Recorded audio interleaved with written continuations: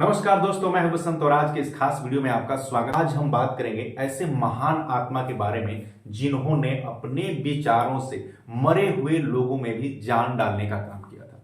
एक ऐसे महान क्रांतिकारी के बारे में बात करेंगे जिन्होंने सोए हुए लोगों में क्रांति की मशाल जला दिया था। आज हम बात करेंगे एक ऐसे महान योद्धा के बारे में जिन्होंने कभी जीवन में तलवार नहीं उठाया, जिन्होंने कभी रक्तपात नहीं किया, लेकिन अपने कलम की ताकत से, अपने विचारों की ताकत से समाज में फैल रही भयंकर महामारी अशिक्षा की, जाति पात की, भेदभाव की, अंधविश्वास की, पाखंड की, जिसको सबको उन्होंने खचाखच काट करके लोगों को मुक्ति दिलाने का काम किया। आज हम वैसे महान विचारक के बारे में बात करने वाले हैं। आज हम ऐसे समाज सुधारक के बारे में बात करने वाले हैं जिन्होंने समाज में शोषित, वंचित, पीड़ित और सामाजिक असमानता के लिए संघर्ष किया, उनके आवाज को बुलंद किया।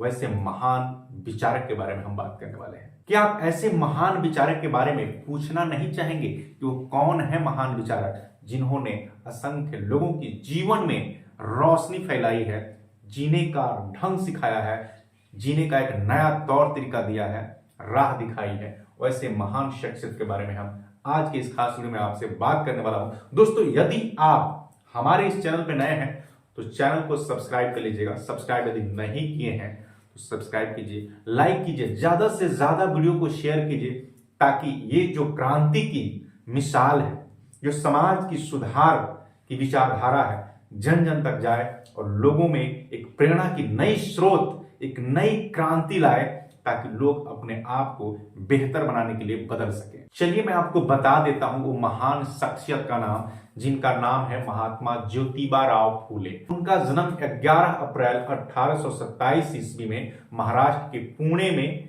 एक माली परिवार में हुआ था। 19वीं सदी में महात्मा ज्योतिबा फूले एक प्रमुख भारतीय क्रांतिकारी, योद्धा, लेखक एवं सामाजिक कार्यकर्ता थे। महात्मा ज्योतिबा फूले ने समाज में फैली विभिन्न प्रकार की कुरीतियां, जात पात, छुआछूत, महिलाओं की अशिक्षा जैसी भयंकर महामारी से लड़ने के लिए संघर्ष किया था। महात्मा ज्योतिबा फूले ने परंपरागत सामाजिक व्यवस्था का विरोध किया था।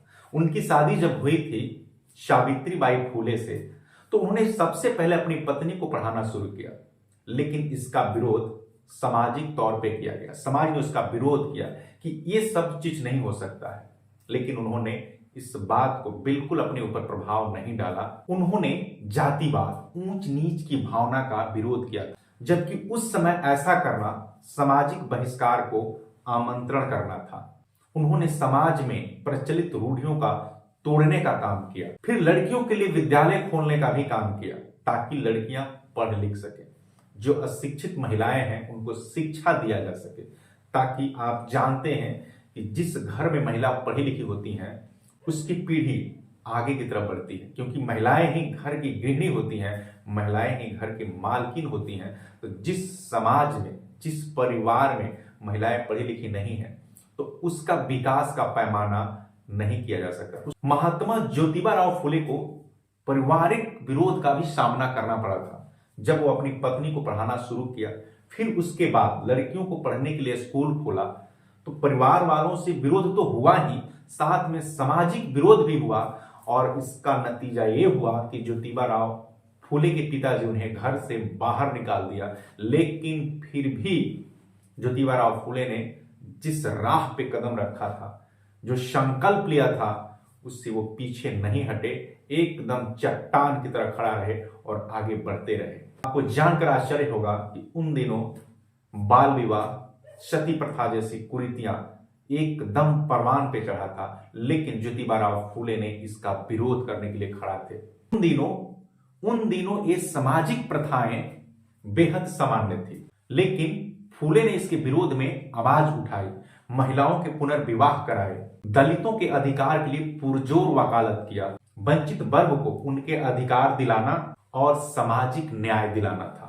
महात्मा ज्योतिबा फूले ने लेखन के क्षेत्र में भी महत्वपूर्ण योगदान दिया है। 1873 में गुलामगिरी नामक पुस्तक का उन्होंने प्रकाशित किया, जिसमें उन्होंने जाति प्रथा और ब्राह्मणवादी शोषण व्यवस्था की घोर निंदा और आलोचना की है। 1883 में किसान का कोड़ा नामक पुस्तक प्रकाशित किया, जिसमें किसानों की दुर्दशा और शोषण पर प्रकाश डाला है। दोस्तों 1948 में महात्मा ज्योतिबा फूले अपनी पत्नी सावित्रीबाई फूले के साथ मिलकर प्रथम महिला विद्यालय की स्थापना की थी, जहां लड़कियों को, बालिकाओं को, महिलाओं को पढ़ना लिखना सिखाया गया। इसीलिए तो भारत में प्रथम महिला शिक्षिका के रूप में माता सावित्रीबाई फूले को लोग जानते हैं। उन्होंने महिलाओं को आगे लाने के लिए, महिलाओं को पढ़ाने के लिए बहुत अथक प्रयास किया और उनका प्रयास फलीभूत हुआ, सफल रहा। और आज जो हमारे समाज में जो महिलाएं हैं, जो पुरुष के साथ कंधे में कंधे मिला के चल रही हैं, सब कुछ